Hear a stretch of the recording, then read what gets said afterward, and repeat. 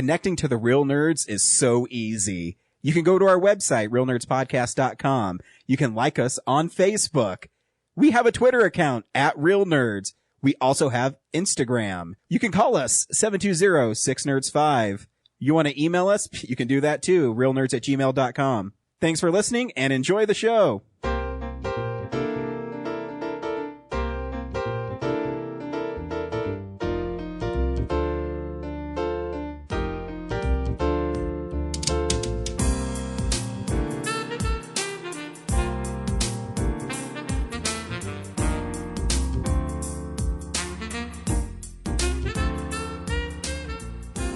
Welcome to Real Nerds Podcast, unofficially the official podcast of Denver Comic-Con 2017 and beyond. Yay!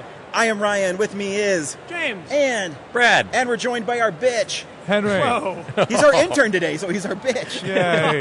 How's he like being bitch? He is. He just got to tell me he waited 45 minutes in line to get Brad a fucking crepe. I would have told Brad to pound sand. Wait, what did you say? A crepe? A crepe. A crepe? You got him a crepe. It was delicious, though, Henry. Thank you. You're welcome. I was able to get through Did the you rest know of the con. that, like, the crepe line was the longest line? Did I he can't wait to put did he this pay for crepe it or did he in make my you mouth? pay No, for he it? paid for it. He gave me like Yeah, $5. I'm not a monster. Okay. I was about to Money say, monster. holy shit. I did consider having him pay for it. Yeah. Holy shit. Anyways, we're here at the con and we're wrapping up the show. We are reviewing a movie this week. It's going to be Finding Dory. That's going to be me and Brad. And James. Henry. Henry, I you saw coming too. too? Yeah. Cool. James is going to be out of town and he Yeah. has to leave really early in the morning, so fuck him. I know. But we thought we'd talk about the con and while we're here and talk about our experience and do most of the show while we're still at Denver Comic-Con. Yeah, why not? So, yeah, this is what we did at Denver Comic-Con this year. James did a shitload of interviews.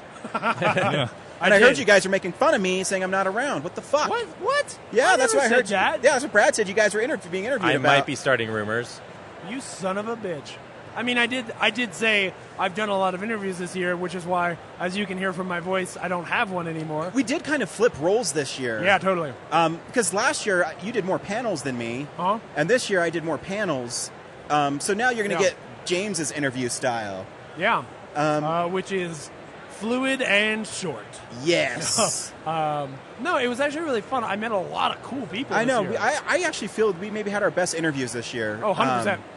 100%. And Yeah, screw those other year. Yeah, fuck all you old people. No. yeah, no, I mean just for some reason all the interviews this year kind of clicked, and Yeah. they were pretty fun.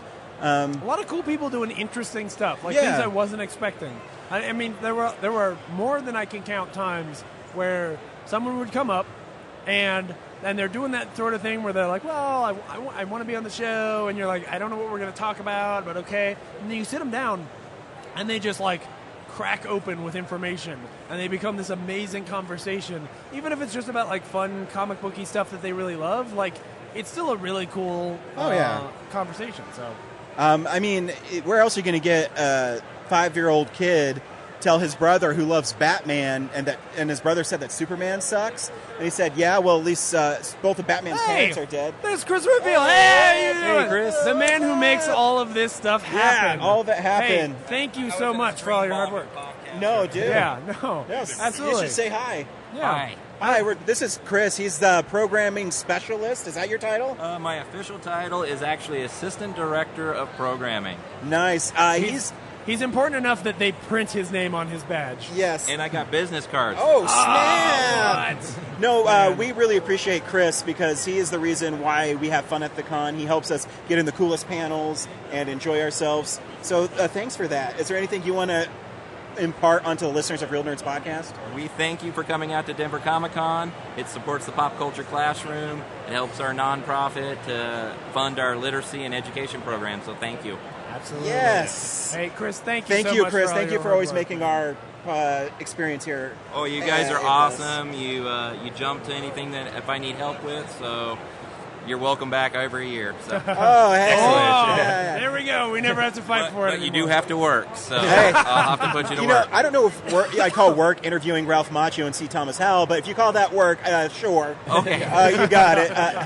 I'll do it. Awesome. I'll bite that bullet every year. Yeah, it's a tough one, I know. But. It is. It is. All right. Well, you guys have a great one. All right. Hey, you thanks, too, Chris. Appreciate Thank you it. so much, Thank sir. you. What a great guy! He's like so he's cool. he's literally is such a great liaison. When today, so I did the Ralph Macchio C. Thomas Powell Outsiders panel, and they were really late because I've always said this. It's hard when you have celebrities do really early morning panels. Yeah.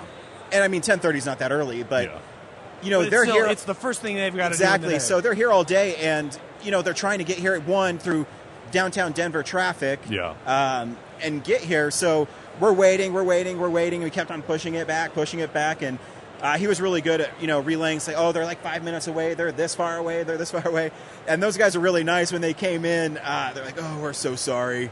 And it's I mean, there's not much you can do about it. And they came out and they were like spot on, and they were really nice. And it's just a wonderful experience. I'm very fortunate to be able to experience a con and experience it behind the scenes. John Barrowman, who I don't know his work that well. I love him in Zero Dark 30, but he's really famous on Arrow. And so he had a really big panel yesterday, and they just needed me to introduce him. And so, I'm going to the Belco Theater. I don't know where to go. Yeah. And so the security guy's like, oh, you go through the backstage area. I'm like, really? I get to take the exclusive elevator down to a backstage area? And so I get on this elevator, and this very attractive Australian man or English man, I came on, and I was like, oh, I know who that guy is. And I said, hey, Scott, I'm introducing your husband, John. And he says, oh, are you, mate? Awesome. You want to come meet him? And I said, I don't have to. I just want to make sure I don't have to, do anything special. I want to make sure I say the right thing. Yeah, and he said, oh, no, mate, come on, let's go. His parents are waiting for us, too. So I get off the elevator. His parents are there. And John is dressing in drag and putting on a wig. And I said, hey, John, I don't want to interrupt you. I know you're getting ready for the show. And he says, oh, no, what's your name? I said, Ryan. He's like, it's great meeting you. And I said, is there anything you want me to do? He says, yeah, just get off the stage. I said, you got it, man. I'll introduce you and run off. And so I did. And he was so nice. And, you always hear horror stories about celebrities being not nice people. Yeah. I have never experienced that. Yeah. If you treat them with respect and you remember, and, I've had this conversation with Chris. My job as a moderator is to facilitate questions and make sure we start on time and end on time. It's not my job to self-promote Real Nerds Podcast. It's not my job to make sure I get my questions in. Right. It's my job to make sure the guests are comfortable and do what they ask. So with John Barrowman, I literally said, I'm excited for Comic Book Pop Culture Classroom, but I'm more excited to introduce to you the extremely talented John Barrowman. I dropped the mic on a chair, and I literally ran off stage left and jumped off. Yeah. Because their stage only had one exit. And that exit was where he was coming out, and I wanted to take nothing away from what he was doing. Yeah. And so I got to the top, and Chris was up there. He was like, how the hell did you get up here so fast? I said, he told me to get off stage. And so I did exactly what he asked me to do. He said, that's why I like you, Ryan. That's awesome. So it's a great to experience that. I know sometimes it puts a burden on you guys in the booth because I'm always off doing panels and stuff. Nah. But, it was fun, and we did the artist draw-off, which I think is a great idea for a panel. Yeah. Basically, they get suggestions from the audience or from whomever, and they draw it, and then it's auctioned to benefit Pop Culture Classroom. So it's another thing to help literacy for children. Yeah. And I think that's what's a great thing this con does. I know I've rambled on, but the experience I have doing this, though it gets hard work, and there's times when honestly, I'm like, I don't want to talk to this person. But as I start talking to them, then I loosen up, and then I remember why I do it and why I enjoy it. Oh, yeah. I mean, it is surprising how many times that happened where, I was like, oh, this is actually a really awesome interview, and I enjoy talking to these people. And if we can be self-congratulatory, it's cool when I come back from a panel, and, I'm having fun because I got to talk to Ralph Macchio and C. Thomas Howell. And, I come back, and there's a guy here who purchased our Blu-ray from somewhere. His name is Nick. And he's like, will you sign it for me? Yeah. I mean, wait, That was really cool. Yeah. So I've had one of those every year where someone's come up and recognized us, and it's really rewarding. We had a lot of people, as they were going by, waving and saying hi, or, the guys that I was talking to who built the R2-D2, they were saying oh yeah, we listen all the time. It's really kind of cool to actually interface with the people who actually listen to the show and go oh, you guys are out there. That's okay, how we cool. met Henry, and and it's fun because people are listening, but it's nice to have because in a way when you're an artist, you always need that reassurance that someone's paying attention to what you're doing. Yeah. And so when we get that stuff, it's really nice. Yeah. Just a little nod. Is holy shit. Yeah, look at that. That's the Minotaur? I went looking for him. Yeah, he's a giant minotaur. I heard about this. Yeah. That's commitment, man. Yeah, that thing is huge. Man. It's like, I saw the He's- skeleton. It's like PVC pipes. He's like 8 feet tall. And the man looks like he's been sweating his balls off all day long. Because it's like covered in fleece. Yeah. Yeah. It's got to be really hot in there. Good for him. Yeah. Wow. And look at the way it articulates at like the knees and stuff. That thing's really well made. Yep. That's really And cool. there's a dude with the ash on the wrong hand. The chainsaw. You know what? I've seen 3 of those. Yeah. The- Well, they put I've the seen, ash on the wrong on the wrong hand. The only person I saw have it on the right hand was this lady went as Ash, and she had it on the right hand. Right, yeah. And yeah, How do you mess that up? I don't get it. he's so iconic. I mean, Maybe you want your right hand so you can like buy stuff, eh. but why But you not? can take it off. yeah, Like, like why not just design the saw so that your hand is free inside? Yeah. or You know? or how you design it is like in Army of Darkness. Remember, he made the chainmail hand, so you just Oh, wear yeah. a chainmail glove. Oh, there you Ah, go. Yeah, man. be the Why do I have to chain- think of everything? Well, but the chainsaw is cooler. It is, but I mean, so if you have to use your right hand, when you take it off, oh look, Yeah. it's Yeah. it's him with his made hand. Yeah. I want to point something out I just noticed. There's I've really a lot of fat Harley Quinns. I know it sucks. No. Look, there's one right there. There's one right fucking behind me. I see a lot of. Brad, confirm my story. What I just said. It is true. I'm not making this up. I mean, she's not in shape. Thank you. Thank you. It's okay. But that's okay. Back on- We don't con shame here. Back on I do. target. There are a lot of Finns with lightsabers, and a lot of Rays with her staff. There are not a lot of Rays with lightsabers. No, well, but, spoilers. That's why. Oh, fuck off! but you know, on. I will say, it is really cool seeing little girls dressed up as Rey. Yeah. Because she's a great character for Yeah. girls to want to be like, and I think it's amazing when I see It's really little fun to Reys see that. running around. Yeah. I'm just saying, I want to see a Ray with a lightsaber. That's what I want. For Wait sure. a year. No, there's some come some on. lady walking around with one. I've seen Did one. you see one? Okay, Yeah, and she cool. even has the blue one. And I love that's the cool. staff. I really love the staff. I'm just saying, you know, You want? Finn with a lightsaber thing was just a marketing ploy, guys. Not actually an important part of the movie. Finn's cool. I love Finn, but you know. Anyway, Anyways, so yeah, we'll be doing our normal show, Yeah. and thank you for listening, Henry. Thanks for coming on as always. always a pleasure. Thanks for getting Brad his French pancake. yeah, great. letting him put that crepe in his face. Yeah, Totally No, put it no, on my no, portfolio no, now. nice. So. You should make sure that's in your. When you fill out a resume, Yeah. say I was an intern at Real Nerds Podcast for one day at Denver Comic Con, Yeah. and I got Brad a crepe. I was Yeah, a Then there's crepe intern runner. slash bitch. Yeah. Yeah. Yeah, right. Yes, absolutely. Cool. Oh, Cool. boy. So I guess we'll start with real news. Sure. That's too bad. Yeah, and only the real news this week and actually today is unfortunately Anton Yelchin passed away Yeah. in a really man. sad way. I actually read more of the story on the Hollywood Reporter, Okay. and I guess he got out of his car and went to get mail, and he must have forgot to put it in park. No way. Yeah, and the car went and crushed him against the mailbox. Oh, my and when he gosh. was supposed to meet friends for a meeting or something, and when he didn't show up, his friends went to his house. No. And yeah, Oh, it's, God. that's horrible. Oh, So that's man. sad. And he is a very talented young man. Oh, yeah. And yeah, it's a bummer. So terrible. So it's a bad day for real news. Yeah. I mean, like in terms of like Hey. actors who are like, Hey, there's Bree.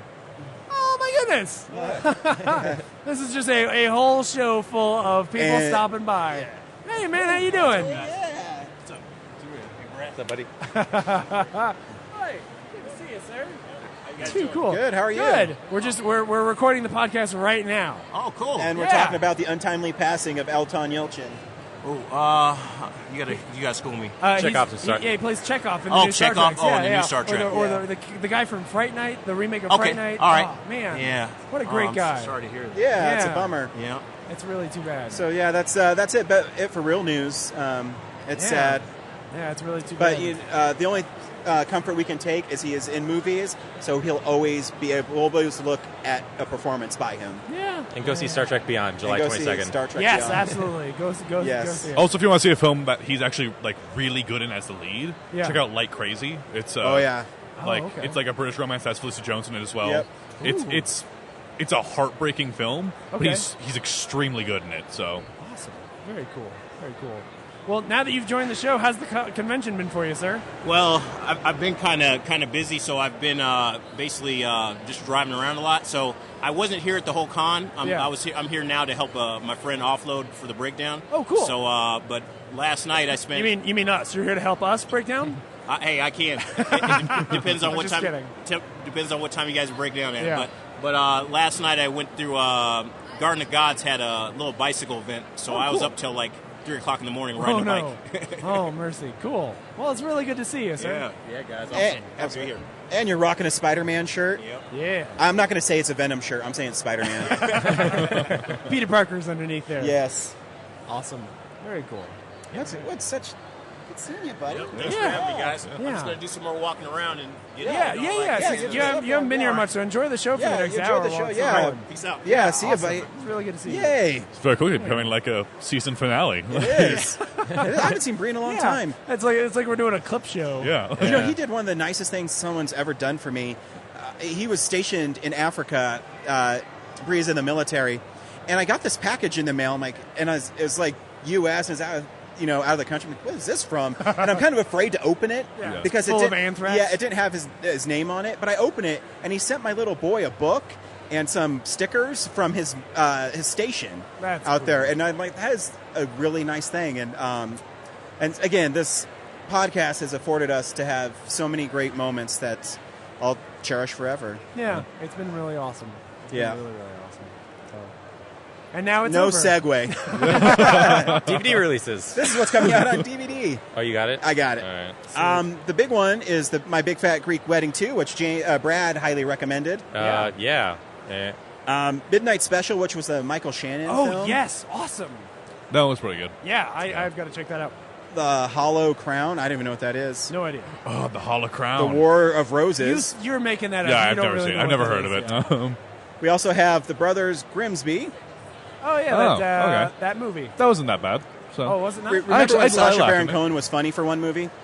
Yeah, I do remember that. The That's Criterion of Fantastic Planet, which has a really dope cover. Yeah, I want to get almost for the cover itself. fantastic. Yeah, it sounds...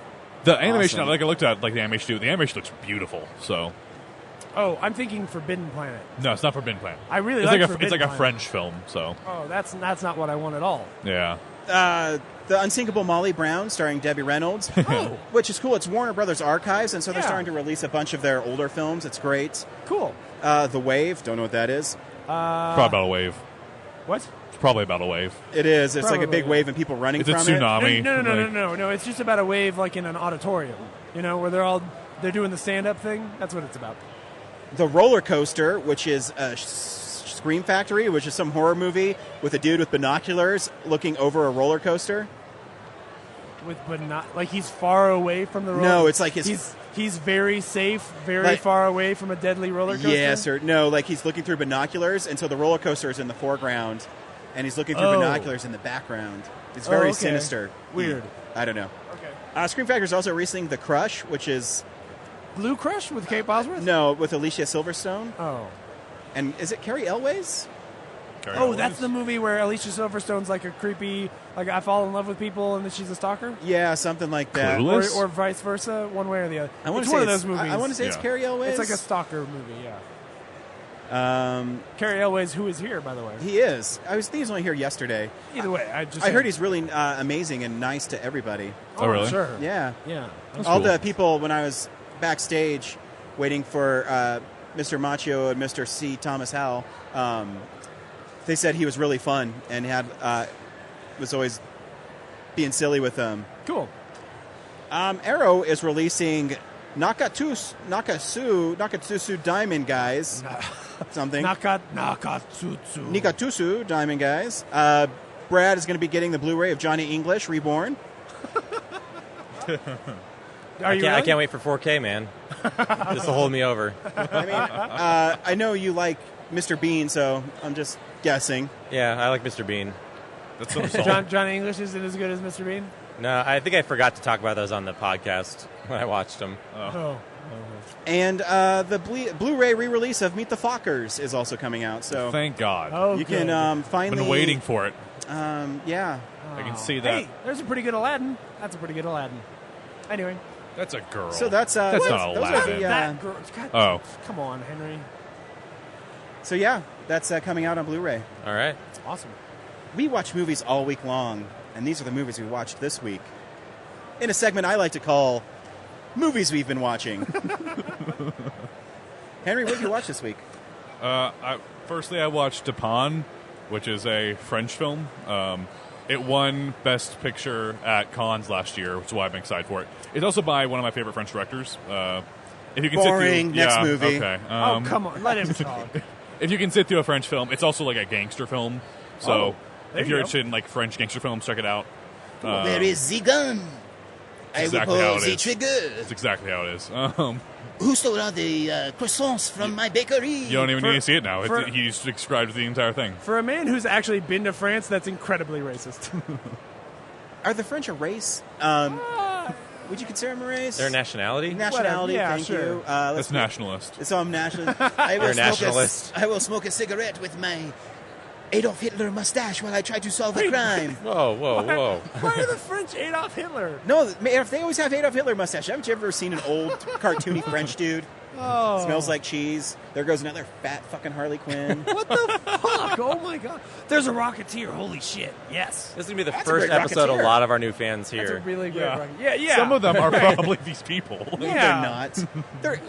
And if they are, there's no girls like, I'm a fat Harley Quinn. She's going to say she's Harley Quinn. She's not going to know who I'm talking about. Oh, true. you're terrible. Anyway, it's your French movie. So I guess that's that. And I knew it was about robbing croissants from a bakery. yeah, that's the exact plot right there. Le croissant. But if you're interested in seeing like a film that's like, I think it's a really beautiful portrayal of PTSD. Also, it deals with immigration as well. 'Cause it's about Sri Lankans that move to France, but kind of Hey, smuggle their way into Ryan, France. Ryan, do your best Sri Lankan accent. Hi, I'm from Sri Lanka. south of India. I shouldn't have done that. No, I know where Sri Lanka is, asshole. I don't know what kind of In accent case it is. It's an Indian accent. Is it Indian? It's pretty much, yeah. Is it? I don't. From what I could tell from the film. So, Okay. I was just trying to stump him. and yeah, so that was one other thing. Go check it out if you're interested in seeing French foreign films that are really good. Cool. And yeah, Brad, is there something we need to do? Brad's gone. Brad's out. Okay. He's like, See ya. I'm done with this show. Cool. okay. I'm trying Anything to else? I've been watching like American Dad to fall asleep, Oh, yeah? so that's cool, I guess. Is it? Is it? I mean, I can fall asleep to it, so it's doing what I needed to Yeah, but do. that's not fair. I've fallen asleep to It's Always Sunny in Philadelphia for like the last 5 years of my life. That's but true. I've done it every night for 5 years. Okay. That's true. So I've seen all of them enough. that, I'm really like, just looking for comedies that aren't all that interesting to let me fall asleep to. So. Sure. Oh, yeah. Yeah. And I'm trying to think, yeah. Interestingly enough, well, but see, with that context, again, I don't even want to say this. This week I was rewatching Party Down, and Yeah. I was doing that as I was falling asleep. But that show's really, really good. Oh, yeah. Party Down's amazing. Yeah. I hadn't seen it in a few years, and so it was really neat to go back and revisit it. That's a Yeah. great show. A lot of fun. So yeah. And yeah, I think that's about it. Cool. Yeah. Brad, what'd you watch this week?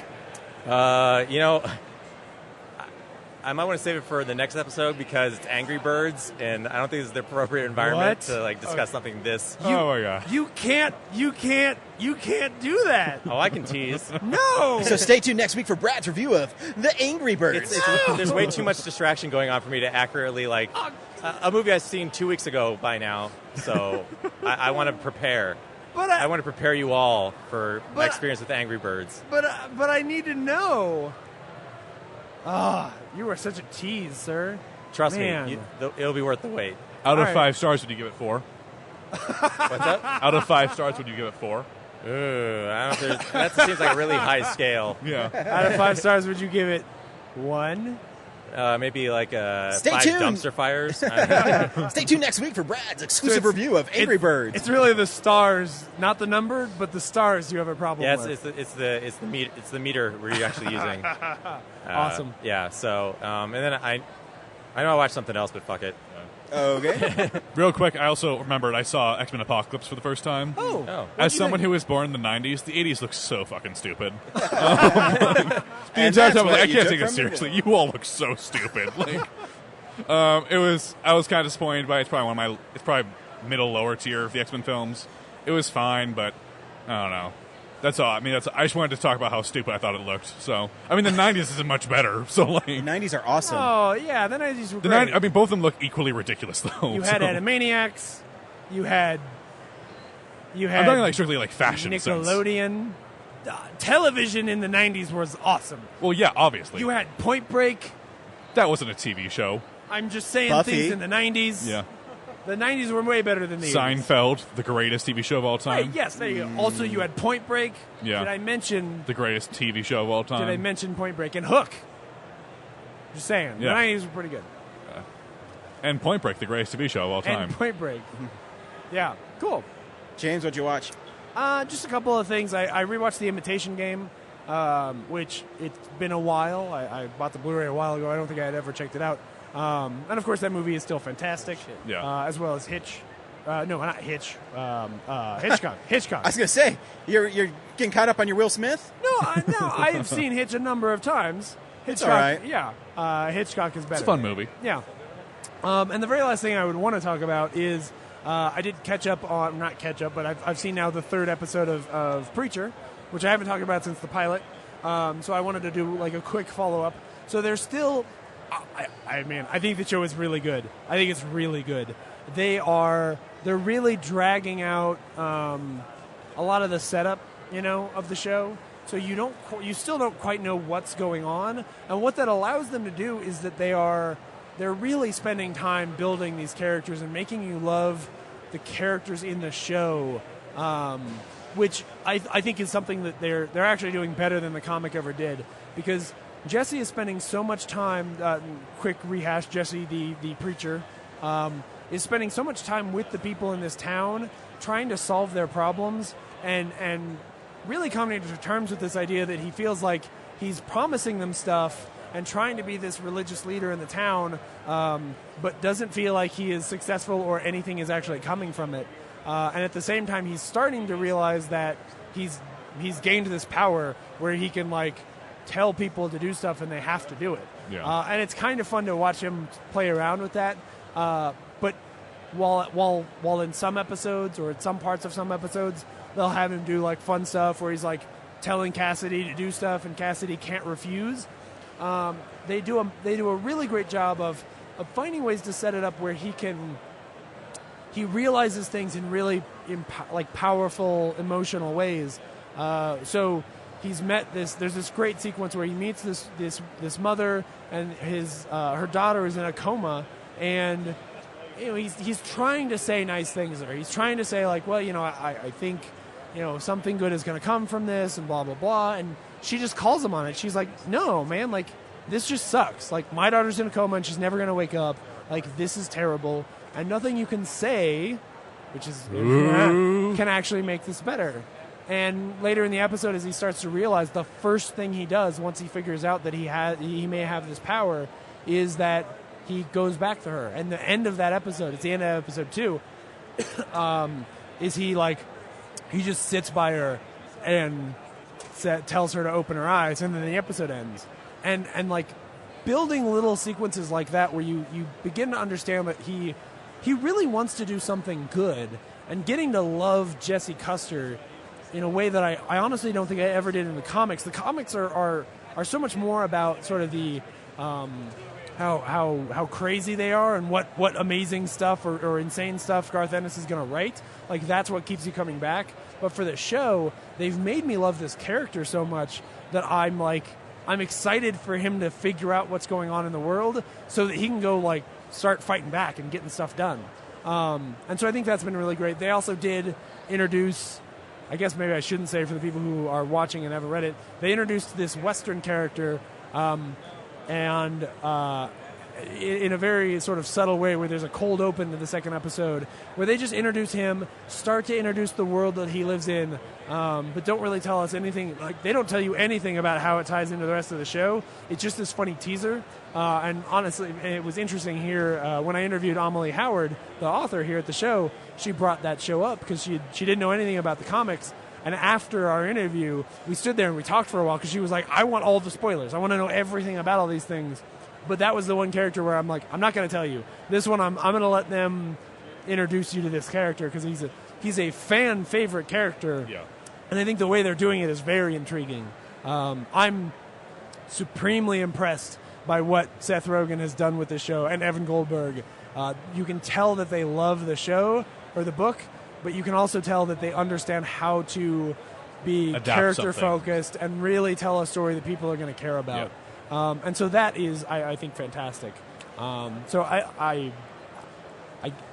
I guess I'm saying people should watch it, but people shouldn't watch Preacher. But whatever, one thing, it's really cool. I've never read Preacher the book. Yeah. I've been intrigued to watch it. Yeah. Do you think someone who has not read the book could enjoy it? Oh, absolutely. I think it's built for people who don't know the book. All right. Because they are bearing the lead a lot. They've introduced characters who are fucked up, backwards-ass characters who are going to do terrible, terrible things and be disgusting human beings, and it's going to be really weird when it happens. But they are doing it in a way where you're like, oh, this guy seems like a normal villain.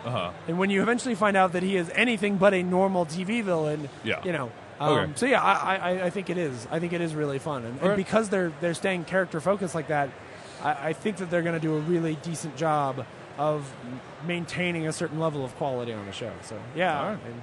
I guess I am recommending it. Okay. But be warned, Yeah. some fucked up shit might happen in this show. It's not like a blind recommendation. Yeah. Like, don't watch it with your kids. Yeah. Like, come on. My mom hated it. I haven't seen the pilot yet. She did, and she hated it. She said it was way too violent. She didn't know what was happening. Yes, well, the first 30 seconds of the show are designed to separate those people out. Yeah, okay. Like, it's the most violent thing that happens in the entire first 3 episodes. Well, that's not true. At one point, some people get chopped up with a chainsaw. Okay. But you know, it's cool. It's been good. I'll It's check been it out. really good. Yeah.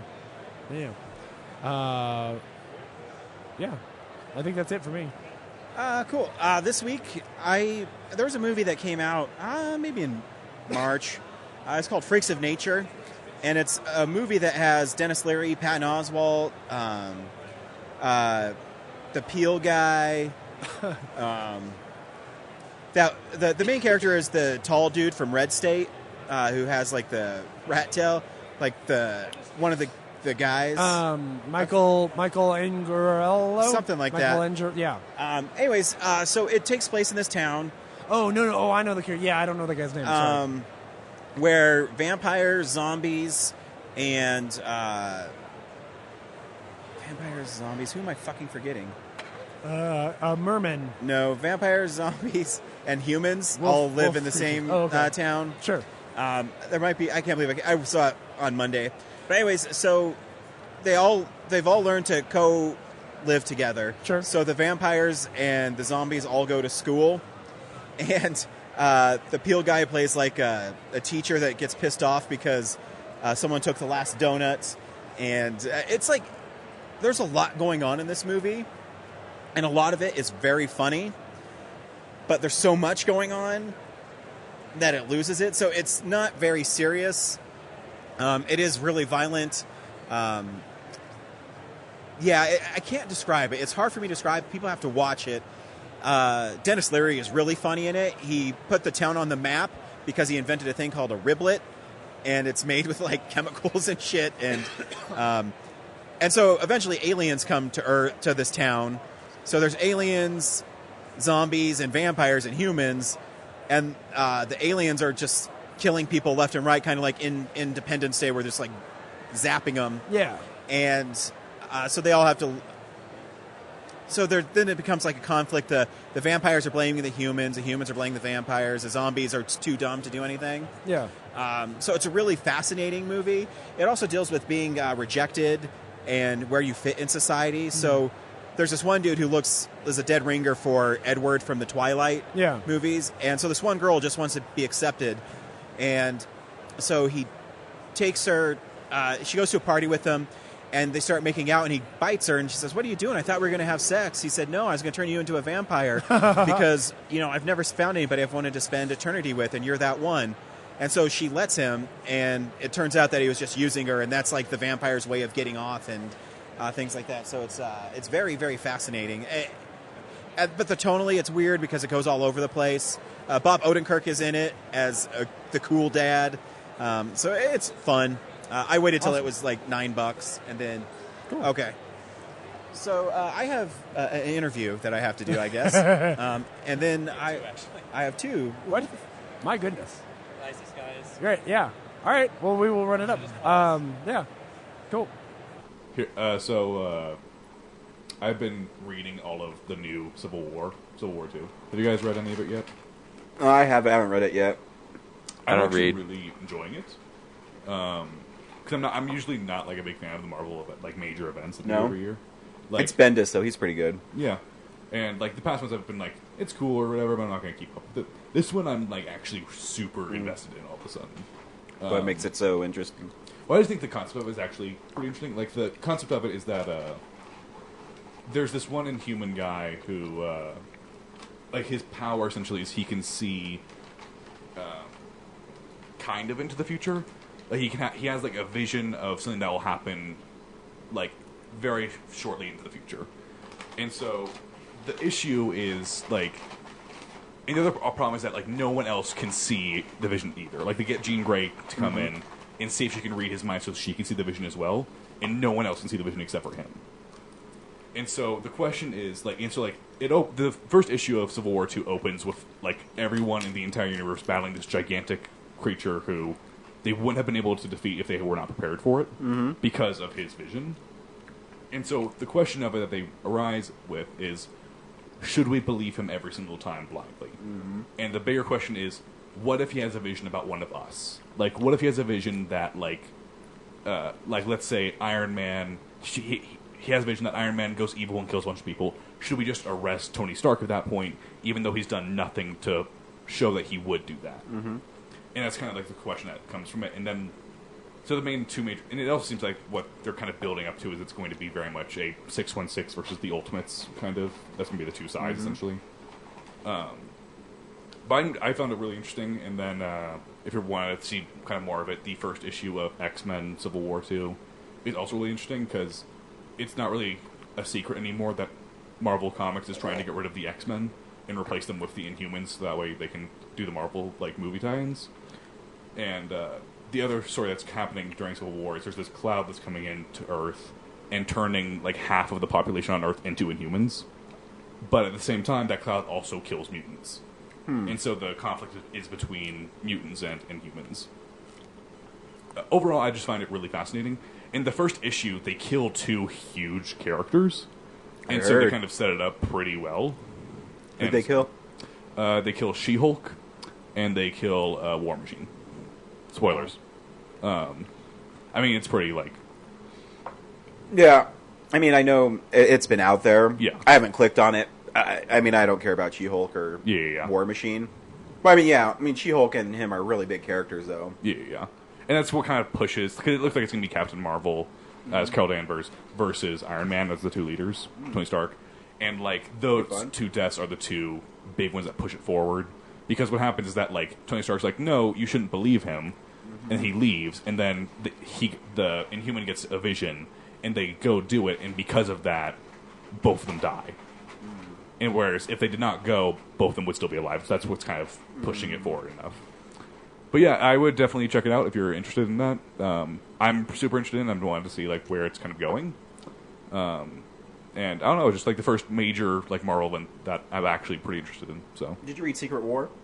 I'm not read Secret War because it was like it seemed way too big for me to grasp. And it's not too bad actually. It's pretty fun. Yeah, I mean, it starts off hard because you have to know that the Ultimate Universe and the 616 like collided basically. Yeah. And the only backstory you need is that Doctor Doom is in like the god of all of it. Yeah, and I think it's one of those issues where like. Luckily with this event, I can start, like, I got the first issue when it came out, whereas when I kind of wanted to get into Secret Wars, it was already kind of halfway through, and it's hard to kind of catch up on all of the issues at that point, so...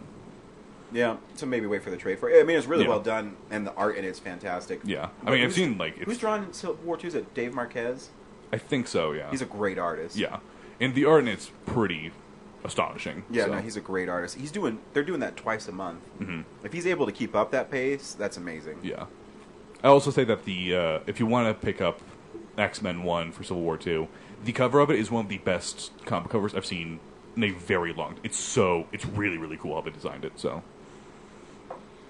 Yeah, I have Civil War 2 Obviously, Andrew always pulls that stuff aside for me. Yeah. And then there's a Spider-Man spin-off, which I heard is pretty good. Yeah, I saw that one. I haven't picked it up yet. I haven't read it, but like from the first issue, it kind of seems like he's going to have a kind of similar role to the first Civil War. He's kind of flip-flopping. So yeah, I know they're not. I know Spider-Man's in it, but he's not going to be too big in it because he has this huge event coming up for himself. Yeah, and but or maybe he is. I don't know. I think I saw a solicit where he's fighting a bunch of Inhumans. Yeah. I forget. I read previews so much I forget which one I'm on. Yeah. But it's interesting, and I wonder how long they're going to keep on doing like the big event books. Yeah. Because it seems like they do like one every year at this point. They do. It's like their summer. I call it the summer blockbuster. Yeah. It's a big one that like it's where they get their chunk of their money. I'm assuming. So yeah. Well, because they want people to be like you and me, where we'll get the main book and like, oh, I like what the X-Men is doing, so I'll buy the tie-in with the X-Men. Yeah. I mean, that's their big goal in it. I mean, like I saw like the Spider-Man one, and I was like, I'm not that big of a Spider-Man one, so I'm probably not going to pick that one up. Mm-hmm. But I'm sure someone like you, if you read the first issue of like Civil War 2, you'll then pick up Spider-Man because you're already a big fan of it. So yeah, and I'm a sucker where I'm like, Spider-Man's on it, I'll get it. Yeah, I have a really bad habit of that. Yeah, but it also seems like from the first issue, they're also kind of making Miles Morales kind of be a big character in this kind of arc. So I know they're trying really hard. Yeah, and I like Miles Morales. Yeah. I mean, you still know Peter Parker. Well, yeah, I mean, Peter Parker has also had, like, over 40 years of development, so. Yeah. I'm not like, saying Peter Parker's bad or anything, I'm just saying. You better not be saying. And it's 53 years? Is it 53? All right. I didn't want to overshoot it and say 60, so. Kids these days. I know.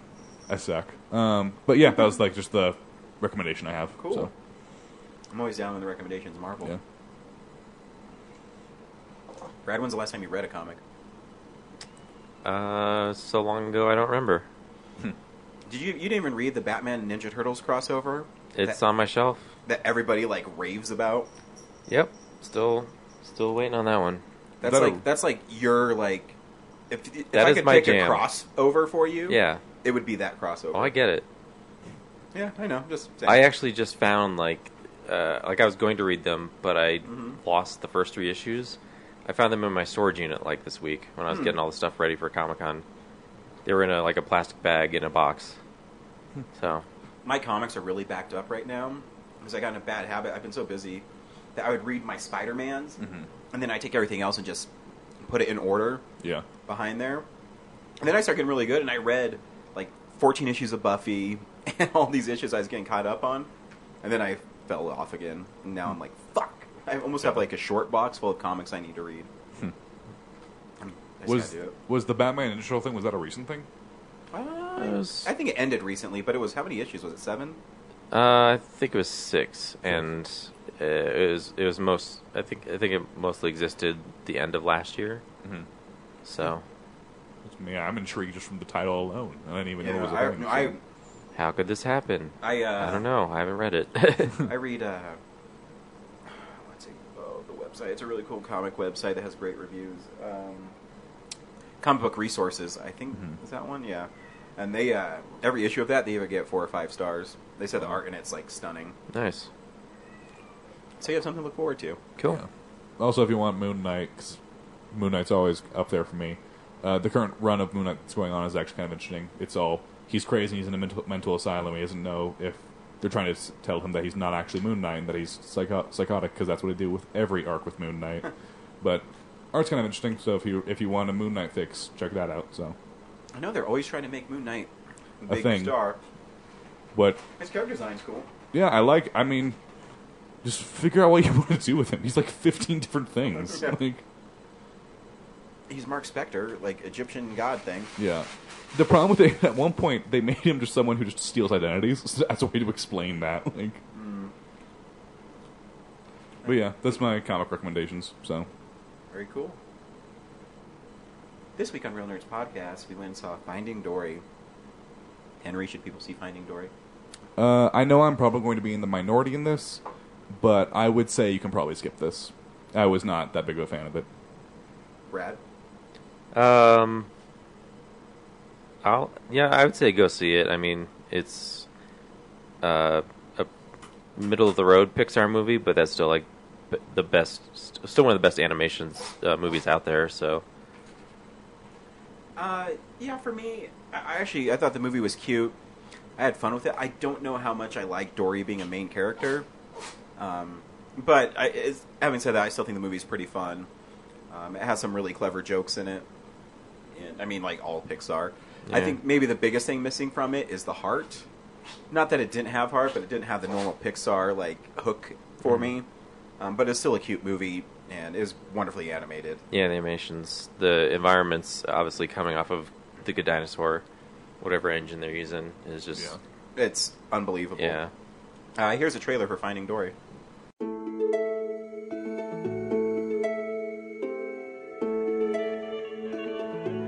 Today's the day. Our field trip to the Stingray Migration. Stingray migration. Migration is about going home, which is where you're from. How do the stingrays all know where to go? Instinct, something deep inside you that feels so familiar that you have to listen to it. My mom, my dad, I have a family. We will never forget you, Dory. What if I forget you? I miss them. You know what that feels like? Yes. Then we better get going. Totally sick! Isn't it great? No! I'm gonna be totally sick! Can you help me?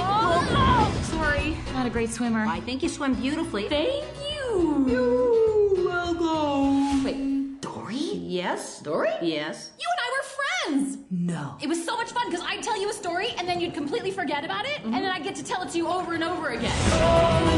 I'm looking for my family. Are you crazy? It's too dangerous. Hands! Hands? Mommy? Holy Neptune! That is definitely not Mommy! I'm sorry, I gotta blink. How do you hold your eyes open that long?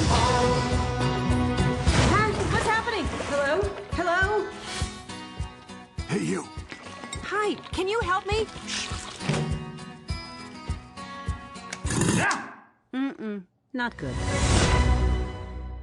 Before you get to Finding Dory, how beautiful was the like little short before the Yeah, beginning? I think Sure was. the Piper was almost more interesting than all of Finding Dory. Yeah, it's like the water and the sand. It's amazing. It, like the characters like that they actually have in it are actually really good characters for like their shorts that they had. Like the main bird, I was like super invested in. So Yeah, and there was no dialogue. yeah, So it was all the animation telling the story. yeah.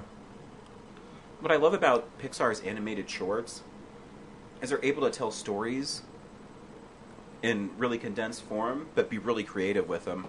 Like, to me, I still love La Luna. I think it's one of their most beautiful things they've ever done. And this Piper is a really cute one. Please don't die on me. Go die over there. So yeah, I really enjoyed Piper. It's super cute. Really well done. Yeah. I'm trying to even think of a Pixar short that's not good. I mean, a lot of people had complaints about that lava. Yeah, that's probably my least favorite Yeah, one. but I don't think it's a bad one, though. I think it's cute, too. Yeah, it's fine. Just like it's not. I would say Piper's a lot better. Yeah. I'm trying to think of like the last time I didn't like. Because I mean, lava. I But you was can still enjoy it, right? Yeah. I mean, like people could like complain about how Pixar like always wins best animated short film, but honestly, they're making the best animated short films. So Hands down. That Umbrella one was pretty sweet. Paperman, I thought was really good too. Yeah, oh, yeah. I think Paperman was Disney, though. Was that Disney? Yeah, it was before Frozen, wasn't it? It might have been. I don't know. Yeah, Paperman's great. But I kind of love them both in the same kind of category. So yeah, I mean, come on. they're the same animators pretty much. So I mean, John Lasseter runs both the companies. Yeah. Anyways, so Finding Dory is the story about Dory finding her parents, where she had short-term memory loss, and then she's getting these like little breaks in her memory where she's slowly remembering who her parents are and where they came from, and so she goes on a quest to find them, and so it's basically finding Nemo, but finding parents that are already there. Yeah. And so she goes through the ocean again. It's fun to see Crush. One of my favorite little things they have at Disneyland is when you talk to Crush. Yeah. He's a fun character. I did think it was interesting how they chose to have as very few like characters from the first one into the second one. Yeah. But they tried to make as many new characters as possible. I think it's both like, I would say it's both a strength and a weakness. Mm-hmm. But I mean, it didn't bother me or displease me all that much. So yeah, yeah. Like I said, I mean, it's a pretty straightforward story. I mean, they're just trying to get to point A to point B. Yeah. And when they do, I loved Idris Elba and Dominic West as the sea lions. Yeah. But I loved more like the retarded one. Like I just thought his like character design was so funny, like the unibrow and his eyes going opposite ways. Yeah. And you know what I mean? I don't know. Yeah. Just trying to get on a rock. And Ty Burrell was Bailey the beluga whale, and I thought he was really funny. Yeah. He has a really great way of delivering lines. That was the only character that like I knew I recognized his voice, but I didn't know who it was till I like saw the credits. Yeah. When he first started talking, I think that's Ty Burrell, but I don't remember him being in the cast. Yeah. And yeah, he's really fun as that. Ed O'Neill plays Hank the octopus, or the septopus. It's just a fun movie. I mean, I wouldn't put it in Pixar's upper echelon of films, but it's just so simple and straightforward. Like Dory just tries to find her parents.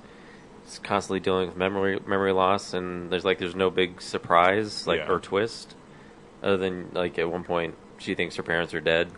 I was really expecting them to like have it be like they were actually dead. Yeah, like she would get to, like, because there's that moment at the end where like she finds like all the shells leading to like that one place, right? And I thought it was going to be like they had actually died, and it's going to be her dealing with that as well. So. Yeah, that's the Pixar move that I thought would happen, like in the vein of Up. Like they would just go for the real emotional thing. Like like sometimes your best efforts, life moves on without you, and it is like it has been a while. Like, and she just has to find a way to deal with it. Yeah, you know, in my head, I'm trying to think. Because fish grow really fast, and except for Nemo, I guess he's a year later he's still the same size. Yeah. I mean the timeline, whatever. Yeah. It's still a cute movie. You know, the thing I love with Pixar is they're really clever with their setups. I don't. One of the issues I had with the movie, and this is like stupid, like just griping, is they kept on having saltwater fish go in like freshwater and it'd be okay. yeah. And I know it's, you know, it's just fiction, but like, this just it doesn't make sense in my head, and I have to keep on telling myself that this is a cartoon. Yeah. I'm sure it would have been like way too complicated for them to like explain that as well. Yeah. Unless they were like gonna have like some of the water be like a different shade or whatever. So it didn't bring me out, but like I've had that kind of similar thing with other films. So I mean, that's just being nitpicky. Yeah, I mean, I don't know. It's hard to review this movie because it's literally just point A to point B. Yeah. But the one thing, like the one nitpick that I had in the beginning, like that's kind of in the same vein as yours, was like they establish, oh, it's in California. That's where like her parents are, and the entire time, like before they get there, like Marlon's like, oh, it's super far away. We can't do that at all. And then it seems they get there in like 30 seconds. Like they go to that one place with the giant squid, and then they're there. Yeah, he makes a big deal about having to cross the entire ocean. Which makes me think, like, where are they? Like, where is, like... Australia? Like, no, because they go to Nemo Australia. in Australia. So are they, like, in the center of the... Yeah, Hawaii, I guess, would make the most sense. Yeah.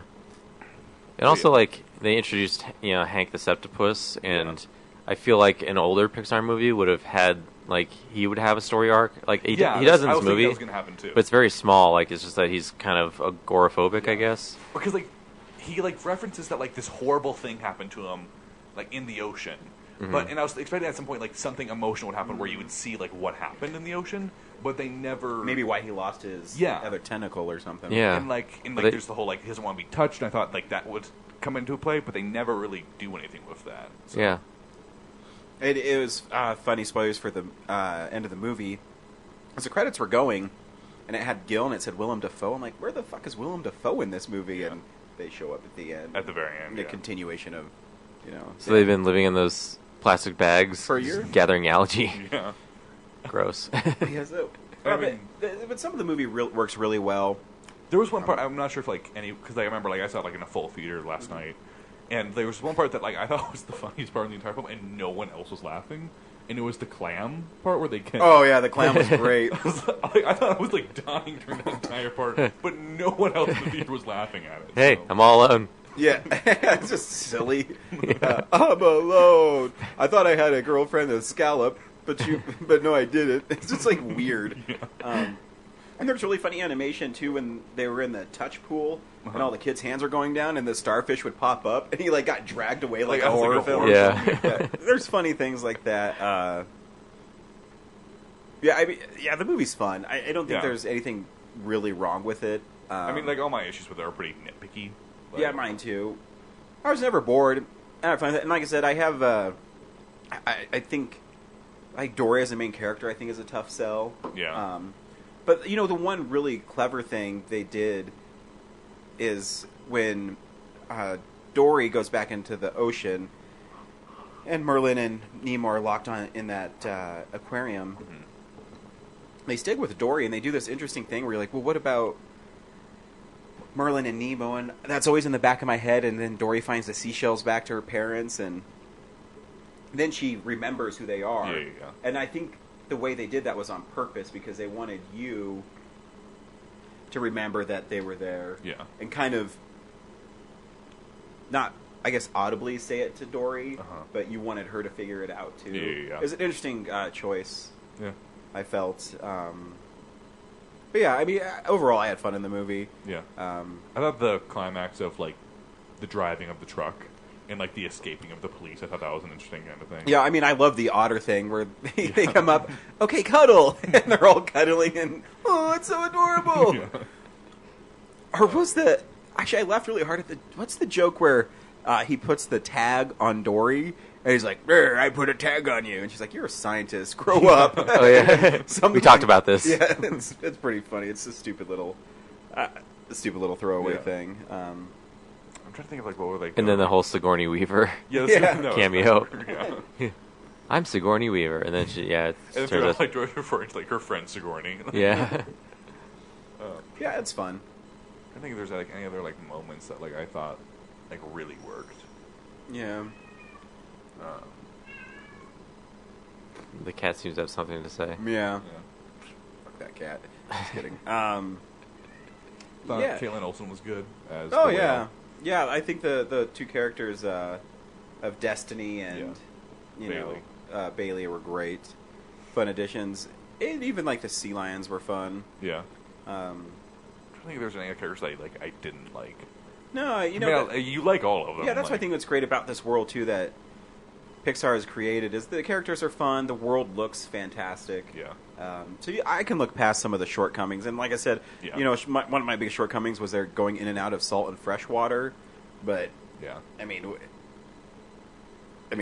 whatever. I mean, it's I guess, like, the biggest thing that I didn't like about it was that, like, it didn't, like, it might just be, like, nostalgia for, like, the first one, but, like, I didn't feel like any of the characters, like, clicked as well as the first film did. Like, with the first film, I thought, like, okay, each one has its purpose, and is teaching the characters something. Yeah. It just feels like they're, like, going from place to place, and it's just, like, it's a wacky character each time. Yeah, and I think that's part of the issue with Dory as a main character, I guess I didn't articulate it very well, is because she has short-term memory loss. Yeah. And I read an interview with John Lasseter and Andrew Stanton, and they said that they did not want her to get her memories back. They never wanted her to be, I remember everything. She doesn't want to be cured at the end. Exactly. They didn't want her to be cured. So I think that's part of the problem with her being a main character. Yeah. Is you can't... It's hard to have development when you can't learn anything. And you can't have super deep things that Pixar's known for because that character can't convey those emotions as well. And not that saying that Ellen DeGeneres as her did a bad job. Oh, no, I think the problem is more of the writing. Yeah, because, I mean, you can only do so much. I mean, she can only see, remember so much in the future, or the past. So her little moments of clarity, when she tells Hank that he has 3 hearts and he's still, not a nice guy. I mean, stuff like that is fun, but you can only go so far because she has to basically say the same thing to him again because she has short-term memory loss. Yeah. So she can never have super deep conversations. Yeah. All the deep conversations in the film have to be facilitated by another character. Yeah. And so when you focus on her, you can't do it. You just have to find a way around it. And I think the movie's fine, but yeah, and like it's like I have my complaints about it, but it's still it's a fine film. Like, yeah. Yeah. But it's fun. Yeah. Anything else, Brad? No, I think we covered it all. Cool. Next week on Real Nerds, we're seeing Independence Day, I believe. Resurgence. Which... We had 20 years to prepare, and so did they. There was actually, I saw this new TV spot for it, and I wasn't the biggest fan of the first Independence Day. I mean, it's all right. I'm always tempted to get it because they just released that 20th anniversary edition. Yeah. It's only like $9 on Blu-ray, so I'm like, I'm torn. But anyways, there's this really cool thing where the aliens are running across a desert and they're like shooting them from jets. I'm like, all right, okay, I'm down. We'll see. I hope that Will Smith has this very secret cameo at some point in the film. Like, because like, they threw off the scent with saying he's not there. Yeah, maybe he's flying a jet and it gets shot down and he's going down. He calls his wife. He's like, I'm crashing down to Earth. Yeah. I know he says Earth, but James gets so worked up when I say it that that's why I continue to say Earth. Yeah. Yep. So he's going to hear this and just be unable to do anything about it. Yeah. What the fuck, you guys? Also, by the time this comes out, and for you guys tomorrow, my feature film goes online, so you can finally see that. Yeah? It's What? been almost a year since I came on here first to promote it, so... Where can we find it? It'll be on my YouTube page, Creative Hell Entertainment. I'll be posting on my Facebook, on my Twitter, on my everything. Cool. So. Here's a fun fact, people. I'm in that film, Yeah. so you have to watch the whole thing to see me, though. He's the very last scene. I am. Interesting. But yeah, we'll share it on the website You and better stuff add for you. that credit to my IMDb page. Oh, you already have an IMDb page. Oh, do I? Yeah. It's already there. Nice. But yeah, so, yeah, if you want, I don't know, there's, like, I post online, like, a retrospective thing about it and said, like, there's a lot I don't like about it and there's a lot I do like about it. Mm-hmm. It was more of, I like the fact that I was able to do it more than... Is it a full-length feature? Yeah, it's 89 minutes. So. Nice, good for you. Yeah. Brad hasn't even made a full-length, so... Well, mine is, I mean... Yeah, I'm a piece of shit. That being said, mine doesn't look as good as yours, like, visually. Okay. Like, it does look very amateurish, and there are audio kind of issues. I think the story, at its heart, I still like. Like, it's primarily the writing and the actual setup of some of the shots I like, but there are audio, and it does look first filmy, so... Yeah, can start somewhere. Yeah, you gotta learn. I As can... a forewarning, so... Brad, one of the first things... Is Slave Pikachu the first thing you really did? Yeah. I mean, Brad went back and fixed it. Yeah. Yeah. As well as he could. Yeah, I added graphics and stuff. Yeah. You know, I special edition. But yeah, you got to start somewhere. Just keep working at it. So, and yeah. if you already have the writing, yeah, the rest of the stuff will just come. Yeah, maybe you guys can if you're like fuck Independence Day, that's a stupid film, then you can watch that next week. Well, I'll watch it anyways, and I'll talk about it on the show. I mean, yeah, and if feel free to go ham on it. Like, I was gonna say, so you know, I don't soften blows because we know you. Oh yeah, I know. Ask the Stubby Shillelaghs why they never came back and talked to us. I mean, like, it's one of those things. Like, I gotta get used to it at some point. Like, if I get even bigger, then it's gonna get even worse. So, because after I pre-reviewed their album before it came out. And I said some not nice things about some of the stuff on it.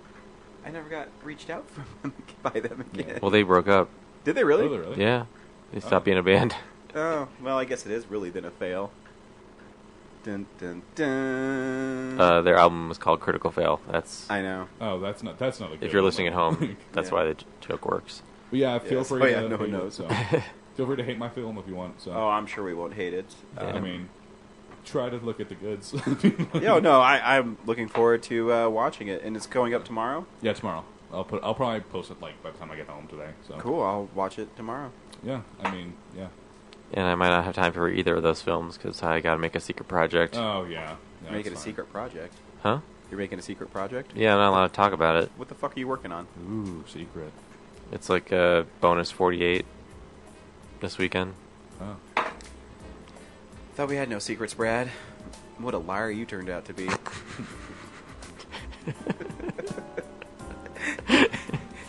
Just sold that disdain so well. I thank you. Yeah. I have my moments in acting. Until next week. Bye.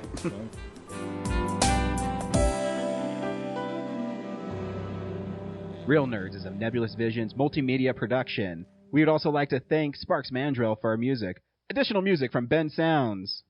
Thank you to Alamo Drafthouse Thank you to Colorado Coins, Cards, and Comics, and thank you for listening to the Real Nerds Podcast.